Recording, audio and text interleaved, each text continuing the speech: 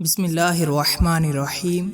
جب طالوت بنی اسرائیل کے بادشاہ بن گئے تو آپ نے بنی اسرائیل کو جہاد کے لیے تیار کیا اور ایک کافر بادشاہ جالوت سے جنگ کرنے کے لیے اپنی فوج کو لے کر میدان جنگ میں نکلے۔ جالوت بہت ہی قدآور اور نہایت ہی طاقتور بادشاہ تھا۔ وہ اپنے سر پر لوہے کی جو ٹوپی پہنتا تھا اس کا وزن 300 رطل تھا۔ جب دونوں فوجیں میدان جنگ میں لڑائی کے لیے صف آرائی کر چکیں تو حضرت طالوت نے اپنے لشکر میں یہ اعلان فرما دیا کہ جو شخص جالوت کو قتل کرے گا میں اپنی شہزادی کا نکاح اس کے ساتھ کر دوں گا اور اپنی آدھی سلطنت بھی اس کو عطا کر دوں گا۔ یہ فرمان شاہی سن کر حضرت داؤد علیہ السلام آگے بڑھے، جو ابھی بہت ہی کم سن تھے اور بیماری سے چہرہ زرد ہو رہا تھا۔ غربت اور مفلسی کا یہ عالم تھا کہ بکریاں چرا کر اس کی اجرت سے گزر بسر کرتے تھے۔ روایت ہے کہ جب حضرت داؤد علیہ السلام گھر سے جہاد کے لیے روانہ ہوئے تھے تو راستے میں ایک پتھر یہ بولا کہ اے حضرت داؤد مجھے اٹھا لیجئے کیونکہ میں حضرت موسیٰ علیہ السلام کا پتھر ہوں۔ پھر دوسرے پتھر نے آپ کو پکارا کہ اے حضرت داؤد مجھے اٹھا لیجئے کیونکہ میں حضرت ہارون علیہ السلام کا پتھر ہوں۔ پھر ایک تیسرے پتھر نے آپ کو پکار کر عرض کیا کہ اے حضرت داؤد علیہ السلام مجھے اٹھا لیجئے کیونکہ میں جالوت کا قاتل ہوں۔ آپ علیہ السلام نے ان تینوں پتھروں کو اٹھا کر اپنے جھولے میں رکھ لیا۔ جب جنگ شروع ہوئی تو حضرت داؤد علیہ السلام اپنی گوپھن لے کر صفوں سے آگے بڑھے اور جب جالوت پر آپ کی نظر پڑی تو آپ نے ان تینوں پتھروں کو اپنی گوپھن میں رکھ کر اور بسم اللہ پڑھ کر گوپھن سے تینوں پتھروں کو جالوت کے اوپر پھینکا اور یہ تینوں پتھر جا کر جالوت کی ناک اور کھوپڑی پر لگے اور اس کے بھیجے کو پاش پاش کر کے سر کے پیچھے سے نکل کر 30 جالوتیوں کو لگے اور سب کے سب مقتول ہو کر گر پڑے۔ پھر حضرت داؤد علیہ السلام نے جالوت کی لاش کو گھسیٹتے ہوئے لا کر اپنے بادشاہ حضرت طالوت کے قدموں میں ڈال دیا۔ اس پر حضرت طالوت اور بنی اسرائیل بے حد خوش ہوئے۔ جالوت کے قتل ہو جانے سے اس کا لشکر بھاگ نکلا اور حضرت طالوت کو فتح مبین ہو گئی، اور اپنے اعلان کے مطابق حضرت طالوت نے حضرت داؤد علیہ السلام کے ساتھ اپنی لڑکی کا نکاح کر دیا اور اپنی آدھی سلطنت کا ان کو سلطان بنا دیا۔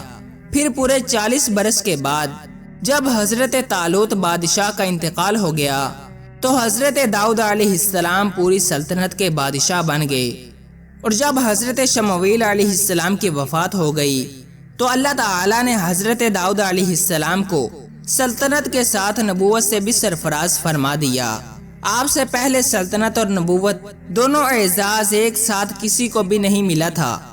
آپ پہلے شخص ہیں کہ ان دونوں عہدوں پر فائز ہو کر 70 برس تک سلطنت اور نبوت دونوں منصبوں کے فرائض پورے کرتے رہے، اور پھر آپ کے بعد آپ کے فرزند حضرت سلیمان علیہ السلام کو بھی اللہ تعالی نے سلطنت اور نبوت دونوں مرتبوں سے سرفراز فرمایا۔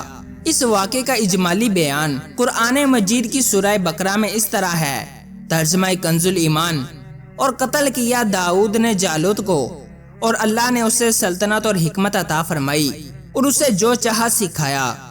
حضرت داؤد علیہ السلام نے باوجود یہ کہ ایک عظیم سلطنت کے بادشاہ تھے، مگر ساری عمر وہ اپنے ہاتھ کی دستکاری کی کمائی سے اپنے خرد و نوش کا سامان کرتے رہے۔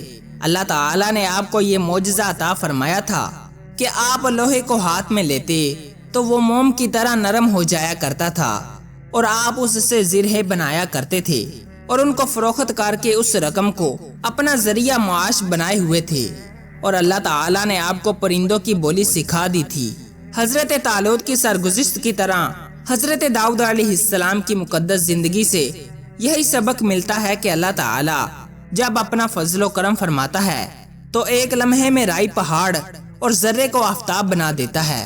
غور کرو کہ حضرت داؤد علیہ السلام ایک کم سن لڑکے تھے اور خود نہایت ہی مفلس اور ایک غریب باپ کے بیٹے تھے، مگر اچانک اللہ تعالی نے ان کو کتنے عظیم اور بڑے بڑے مراتب و درجات کے اعزاز سے سرفراز فرما دیا کہ ان کے سر پر تاج شاہی رکھ کر انہیں بادشاہ بنا دیا، اور ایک بادشاہ کی شہزادی ان کے نکاح میں آئی۔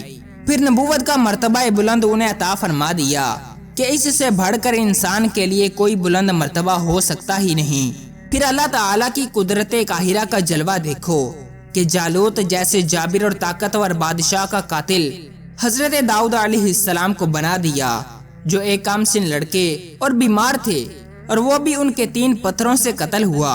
हालांकि जालूत के सामने इन छोटे छोटे 3 पत्थरों की क्या हकीकत थी, जबकि वो 300 रितल वजनी की फौलादी टोपी पहने हुए था। मगर हकीकत तो ये है कि अल्लाह ताला अगर चाहे तो एक चींटी को हाथी पर गालिब कर दे, और अल्लाह ताला अगर चाहे तो हाथी एक चींटी का कुछ भी नहीं बिगाड़ सकता। इस वाक़े में आपने सुन लिया कि तालूत दबगरी यानी चमड़ा पकाने का पेशा करते थे या बकरियां चराते थे, और हजरत दाऊद अलैहिस्सलाम भी पहले बकरियां चराया करते थे, और फिर जब अल्लाह ताला ने उनको बादशाह बना दिया और नबूवत के शरफ से भी सरफराज फरमा दिया, तो उन्होंने अपना जरिया माश ज़िरे बनाने के पेशे को बना लिया। इससे मालूम हुआ कि रिज़्क़े हलाल तलब करने के लिए कोई पेशा इख्तियार करना, ख्वाह वो दबगरी हो या चरवाही हो या लोहारी हो या कपड़ा बुनना हो, अलगरज कोई पेशा हरगिज हरगिज ना जलील है, ना इन पेशों के जरिए रोजी हासिल करने वालों के लिए कोई जिल्लत है। जो लोग बंकरों और दूसरे पेशावरों को महज उनके पेशे की बिना पर जलील हकीर समझते हैं, वो इंतहाई जहालत और गुमराही के गड्ढे में गिरे हुए हैं। रिज़्क़े हलाल तलब करने के लिए कोई जायज़ पेशा इख्तियार करना ये अंबिया मुरसलीन और सालिहीन का मुक़द्दस तरीका है। लिहाजा हरगिज हरगिज पेशावर मुसलमान को हकीर जलील शुमार नहीं करना चाहिए, बल्कि हकीकत तो ये है कि पेशावर मुसलमान उन लोगों से हज़ारों दर्जे बेहतर है जो सरकारी नौकरियों और रिश्वतों और धोखाधड़ी के जरिए रकमें हासिल करके अपना पेट पालते हैं और अपने शरीफ होने का दावा करते हैं। हालांकि शरअन उससे ज्यादा जलील कौन होगा जिसकी कमाई हलाल ना हो या मुश्तबे हो। वल्लाहु तआला आलम। आज के लिए इतना ही। अगर आपको ये वीडियो पसंद आई है तो वीडियो को लाइक करें और चैनल को लाजमी सब्सक्राइब करें। मिलते हैं अगली वीडियो में, तब तक के लिए अल्लाह हाफिज़।